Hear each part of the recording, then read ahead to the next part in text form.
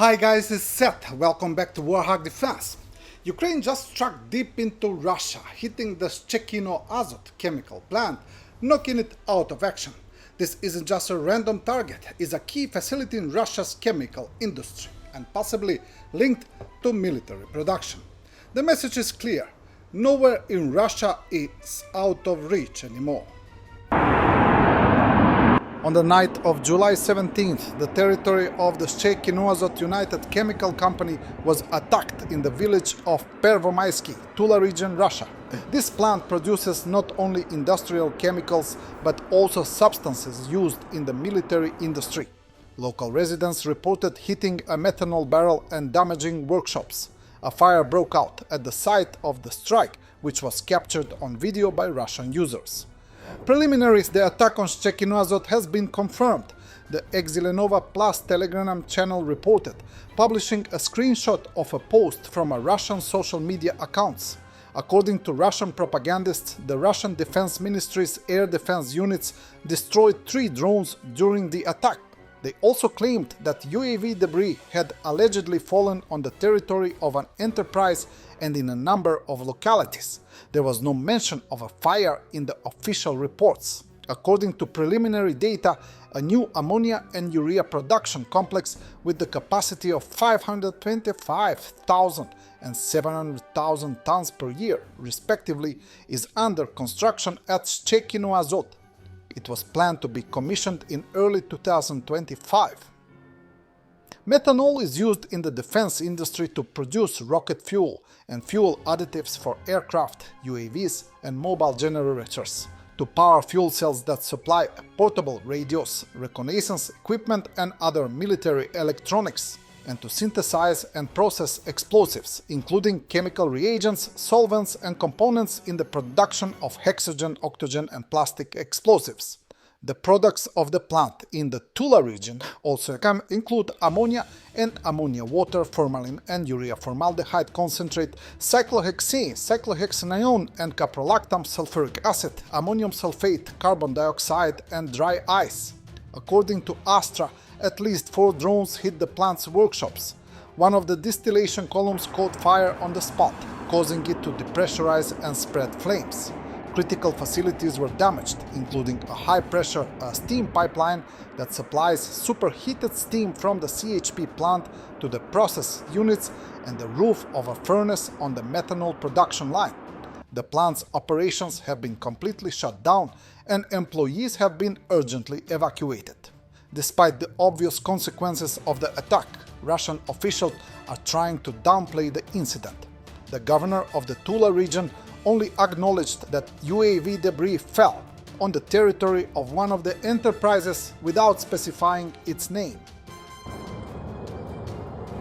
A high-ranking Russian Defense Ministry officer was reportedly injured in a car explosion in North Ossetia.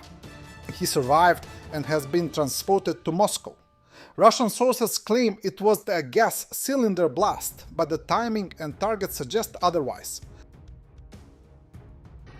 Over Lipetsk region, Russian sources claim a K-52 Alligator helicopter downed a Ukrainian drone near Yelets. Footage circulating online allegedly shows the strike.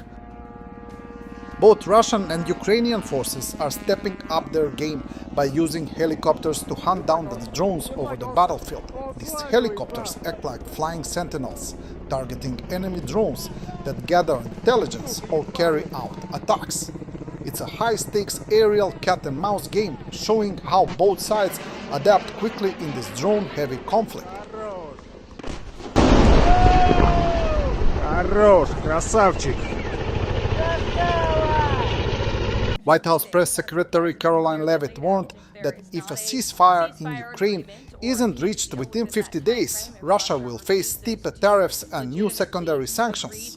Countries buying Russian oil will also be targeted, she added. 50 days, as the president clearly laid out, if there is not a ceasefire agreement or a peace deal within that time frame, if Russia refuses to legitimately agree to a ceasefire, then they will face very steep tariffs and they will also face secondary sanctions. So countries that are purchasing oil from Russia will be sanctioned as well, and of course that will do deep damage to Russia's economy. And I would just add that the president wants this war to end with a diplomatic solution. He's been pushing for it. This administration has spent many hours and a lot of time trying to solve this war very far. Germany will provide Ukraine with new long-range missiles very shortly, very soon, German Chancellor Friedrich Merz said, without mentioning the name of the weapons being supplied. Ukraine will be much better positioned and use these systems and get the support of us with regard to those systems in the weeks and months to come, Merz said. German Defense Minister Boris Pistorius previously said Berlin will not supply Ukraine with Taurus cruise missiles, but will provide Kyiv with Patriot air defense systems purchased from the US. Kyiv has long sought the long-range missile as Russia continues to wage its war. Weeks prior, Berlin had previously said it would consider sending its long-range Taurus missiles to Ukraine. The Taurus missile is capable of striking targets at a distance of 500 kilometers, 300 miles, a range greater than other long-range weapons Ukraine has received from allies. Merz promised further assistance to Kyiv, noting that diplomatic means for resolving the Russia-Ukraine war have been exhausted. When a criminal regime openly questions another country's right to exist with military force and sets out to destroy the political order of freedom on the entire European continent, the federal government I lead will do everything in its power to prevent this, he said. Under a German-financed agreement, Ukraine will receive hundreds of domestically produced long-range weapon systems by the end of July, German Major General Christian Freuding said. The US has also promised to supply Kyiv with Patriot air defense systems in a new deal brokered by NATO. US Ambassador to NATO Matthew Whitaker said Washington was working to speed up weapons deliveries to Ukraine in coordination with the Defense Alliance. The car of Chief Rabbi of Kherson, Yosef Itzhak Wolf, was directly attacked by a Russian drone as he and his family members were in the car. No one was injured, but the car was seriously damaged. The whole city is a big shooting range and you're the target, the residents of Kherson say about life in their city, where Russians have organized a literal human safari. As part of its defense support, France is prepared to train additional Ukrainian military pilots using extra aircraft. Ukrainian President Volodymyr Zelensky announced this following his conversation with French President Emmanuel Macron. The leaders also discussed the frontline situation and Ukraine's most urgent defense requirements. I want to specially highlight our agreement on pilot training for the Mirage jets. France is ready to train additional pilots using additional aircraft, Zelensky said. The presidents also discussed in detail strengthening Ukraine's air defense, including the delivery of missiles for the CMPT systems and funding for interceptor drones.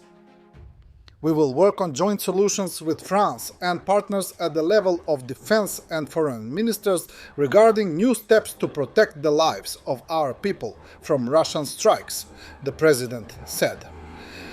Last month, Volodymyr Zelensky announced Ukraine's intention to expand the Air Force fleet by acquiring additional French Mirage 2000 fighter jets.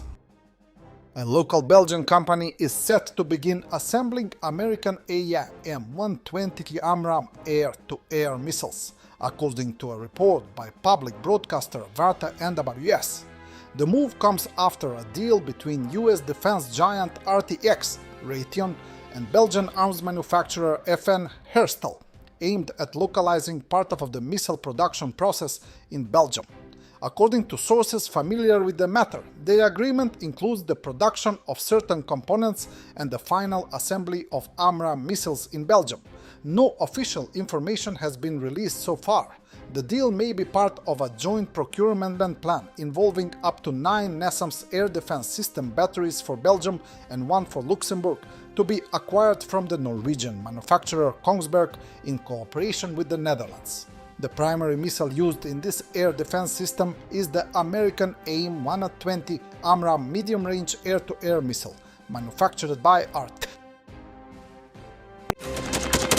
Thanks for watching, and don't forget to subscribe.